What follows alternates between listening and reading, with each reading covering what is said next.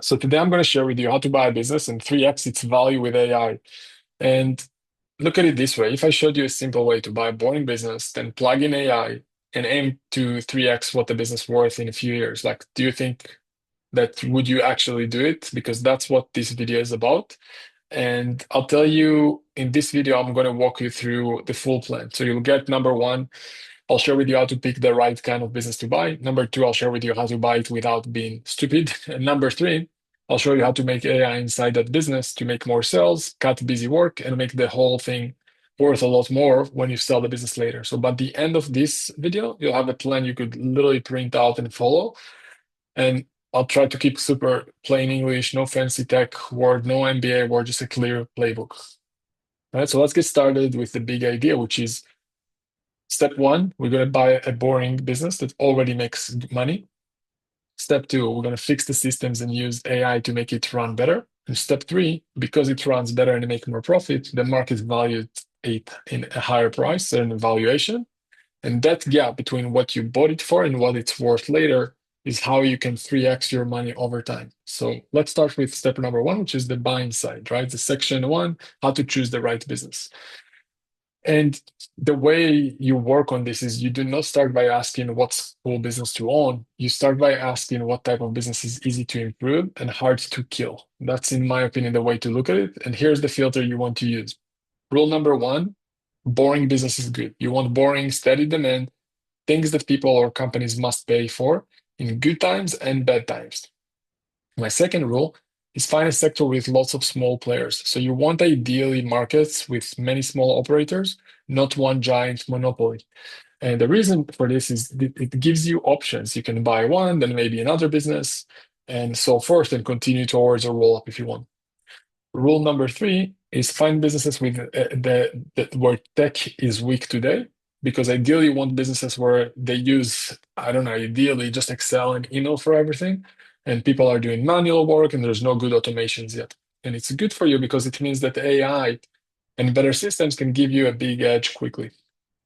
Rule number four, the price makes sense, right? So you want a fair price, not a startup at 20 times fantasy profits and revenues. You want a real business at a few times real profits. And if you follow these rules, you'll find ideally what we've seen works best is some kind of service businesses, local original companies, and simple B2B services.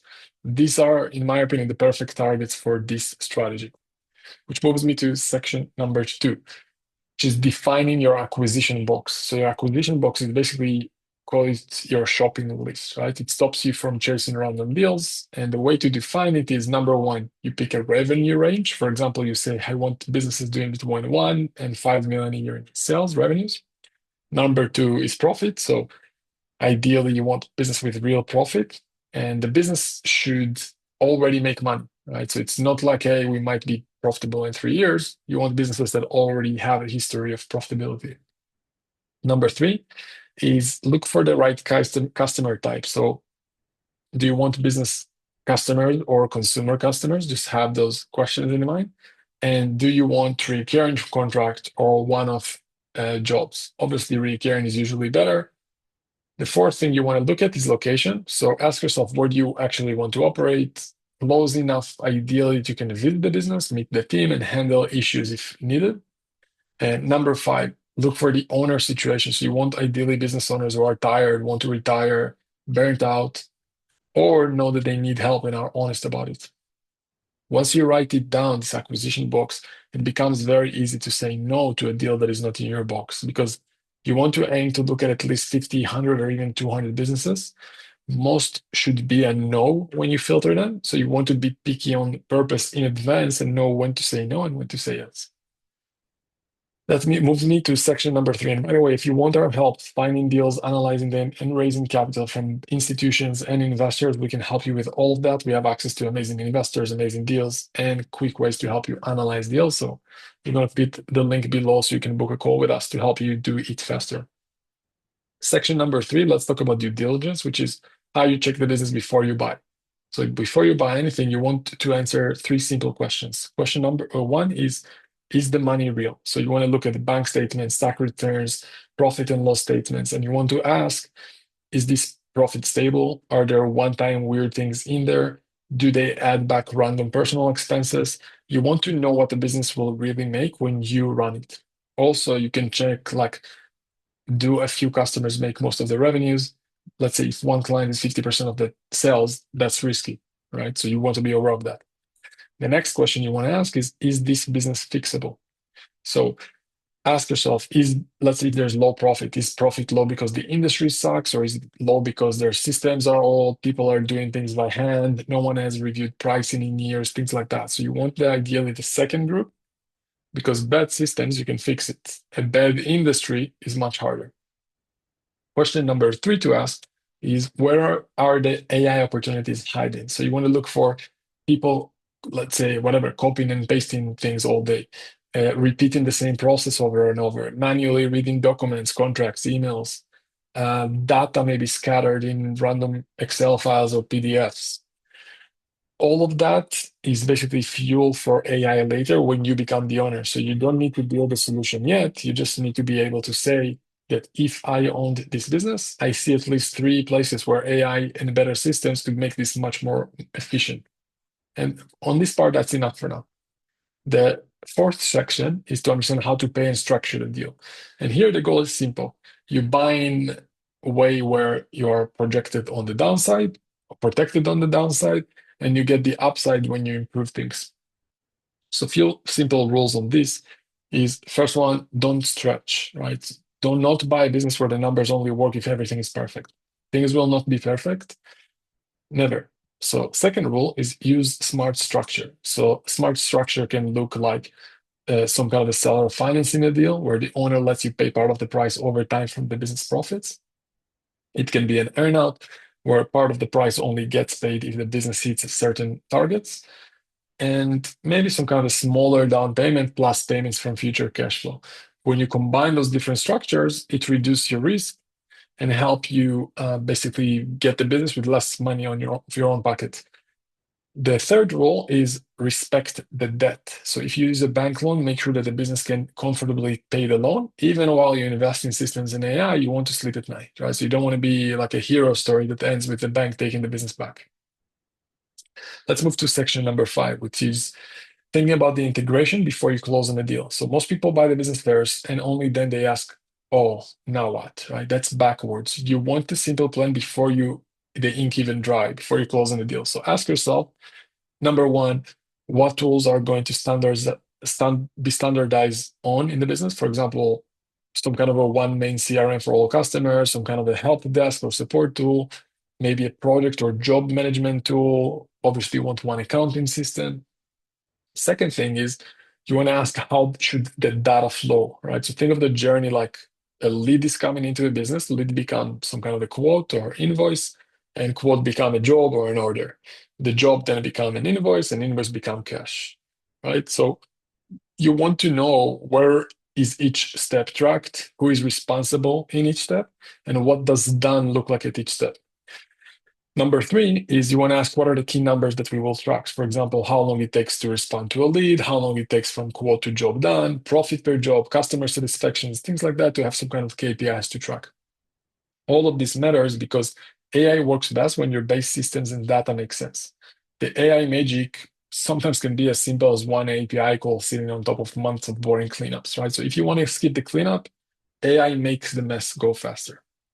Let's move to section number 6 in this video, which is all about some kind of an AI roadmap for, let's say, 12 months to transform the business. So let's say you own a business, you got the keys, the deal is done. How do you use AI to improve it and grow the value? So we're going to break it down into phases. The phase 0 is vision and team. Phase 1 is map in the problem. Phase 2 is picking 3 big AI moves to implement. Phase 3 is building the basics and launch version 1. And phase 4, make it part of the culture and reoccurring. So we're going to keep this very simple. Phase 0 is all about the vision and team, right? So week 1 to week 2, before the tools, before the models, before the code, you need people that are aligned, right? So you want simple team meetings. You want to tell everyone, hey, AI is here. We will use it to remove boring work first. We want to make people more valuable, not less. People who learn and use these tools will be rewarded. You want to tell it to them. The second step is you want to set a clear 3-year vision. So for example, you're going to tell them, look, in 3 years, the company will whatever it is for you, right? Make twice the profit, have a smoother systems, use AI to remove most manual admin work, be easy to run and easy to sell. You want to have those things in mind. Step three, when you're in a business, you want to find your champions. So choose, in my opinion, one operations person who knows how work in each department really happens. One technical or data friendly person who can work with tools and developers, because these two are basically your AI champions inside the business. And that's what we call phase zero, right? There's no real tech implementation yet, it's just direction and ownership. Second phase is mapping the problems and having separate software from real AI, right? So that's 1 month, month one to month two. Most AI projects that I've seen fail because the owner jumps straight to tools. Instead, you want to start mapping reality. So the first step is you want to map the main flows, right? You sit with the team, you draw out what's the sell flow. How do you go from lead to close deals? What's the operation flow from order to job done? What that looks like? What's the support flow from complaint to resolved? What's the finance flow from invoice to cash collected? For each step, you want to ask yourself, where do we waste time? Where do we lose money? Where do we annoy customers? Where are people doing copy and paste work? Step two is you want to label each idea as something like, let's say, S is for normal software, A is for real AI, B is for both. So, for example, with S, normal software, no one uses the CRM properly, right? There's no task system, no standard way to name files. Most businesses are like that. Examples of real AI can be something like reading long documents and pulling key info, understanding messy emails and turning them into tasks. Voice AI bots that can talk to customers and answer questions. Both are useful, but you must know which is which, because most of the value in the first few months is in the boring software fixes, and that's okay. That sets the stage for AI to shine later. Right? So then moving forward, I suggest you pick three big AI plays. So that's, let's say, month three to month four. You want to pick three AI projects max, right? So one to grow revenue, let's say, one to cut busy work and increase profits, and one to give you better insights as the owner. So let's go through them. Project one, let's say if you want to grow revenue, is the goal. Obviously, if you want to grow revenue, is more sales without hiring more people. Examples you can implement is AI sales assistant, right? So you want to listen to calls, reads call notes, summarize key points, and just follow up emails, logs notes into CRM.